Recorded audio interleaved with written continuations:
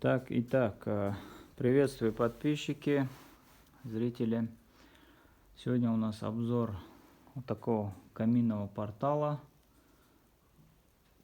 Сделан по индивидуальному заказу, по проекту одного дизайнера. В общем, он даже полностью не помещается в объектив камеры. Очень большой.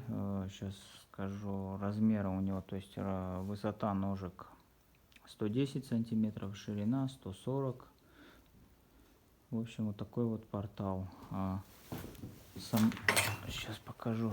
Сама по себе высота, я сейчас не помню, измерю.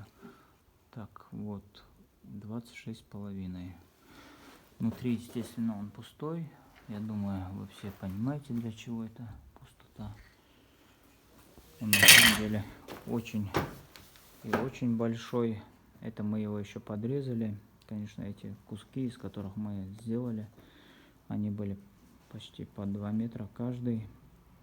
Зазоры сейчас у нас еще большие. Предварительный срез был сделан. Сейчас это все будем подгонять, чтобы более плотнее все встало. И монтаж был гораздо легче на объекте.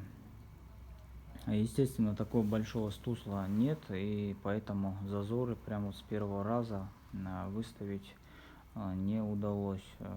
Пользовались просто уголком и уголком чертили, резали. В общем, по этой причине вот так вот получилось.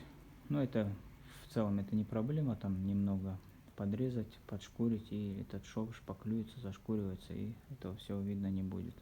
В общем, вот такой вот каминный портал. Я думаю, мы его добавим себе на сайт тоже. Нам лично он понравился. Конечно, он в изготовлении очень сложный. Пришлось задействовать 3 человека для того, чтобы вот эту вот протяжку осуществлять. Очень большой объем гипса уходит, в общем, и времени. Но я думаю, результат стоит того. В общем, вот так вот, если интересен такой вот портал, или может быть какой-либо другой есть у вас свои эскизы, присылайте, пишите, постараемся выполнить. В общем, вот так вот.